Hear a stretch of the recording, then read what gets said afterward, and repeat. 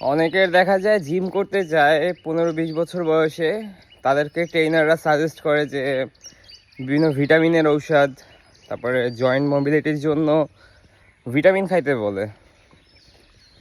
ভাই, এই 15-20 বছর বয়সে যদি তোমার ভিটামিনের ঔষধ খায়, তারপর যদি তোমার জিম করা লাগে, তাহলে জিম করা ভাই ছাইড়া দাও, ঠিক আছে? জিম করার দরকার নাই। ব্যায়াম করবা সকালবেলা ফজরের নামাজ পড়ার পরে হালকা কিছু নাস্তা করবা, তার আধা ঘন্টা পরে যাবা জিমের দিকে। সকালের যে রোদটা গায়ে লাগাবা, ভিটামিন কি, ভিটামিন ডি।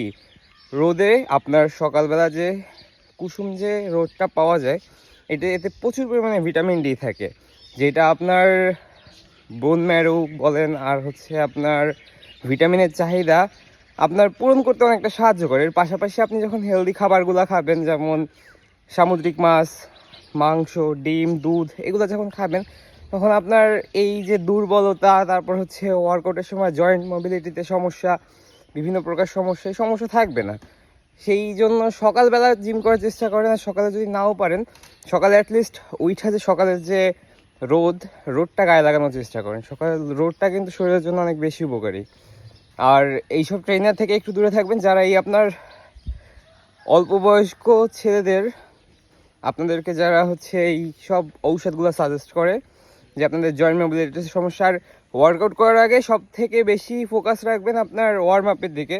যখন ওয়ার্ম আপ ঠিক থাকবে আপনার, তখন আপনার জয়েন্ট মোবিলিটি বলেন, ওয়ার্কআউটের গুড পারফরমেন্স বলেন, সব কিছুই ঠিক থাকবে। কেন ওয়ার্কআউট শুরু করার আগে ওয়ার্ম আপের দিকে খেয়াল রাখার চেষ্টা করবেন অনেক বেশি। এইসব জিনিস, টুকটাক জিনিসগুলো মাথায়